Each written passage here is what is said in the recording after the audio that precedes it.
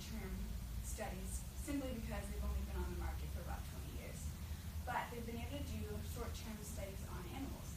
And so all of their studies show that these animals ended up with an altered metabolism, inflammation, kidney and liver malfunctions, and reduced fertility.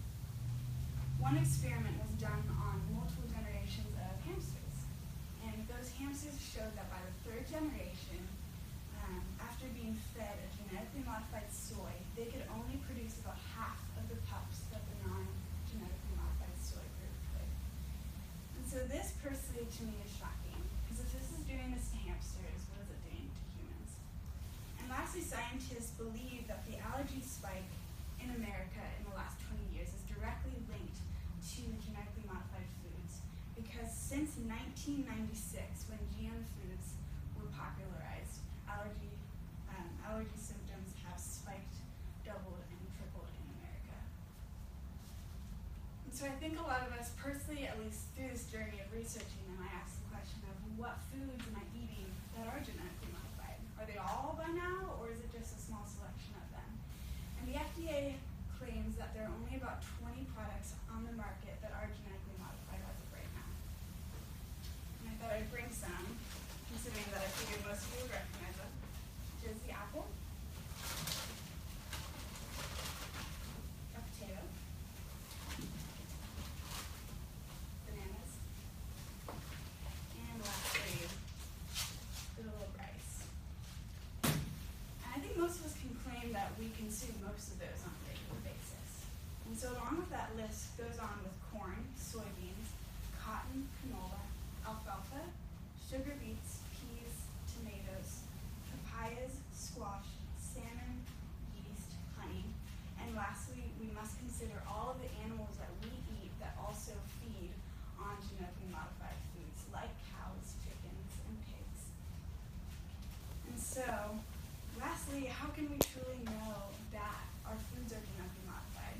At least I personally never see a label in America saying, this food is GM or non-GMO. And so that's one of the last issues that I want to touch on, is that America does not require legal labeling of GMOs here. There are 27 countries in the world that have full-on banned GMOs, and 50 countries in the world that require GMO labeling. A study was done in America that claims that 88% of Americans say yes, that they do want GMO labeling on their food, yet the fight still goes on. We haven't won yet. In 2012, there was an anti-GMO campaign going on around the world, asking for these companies to put labels on their food.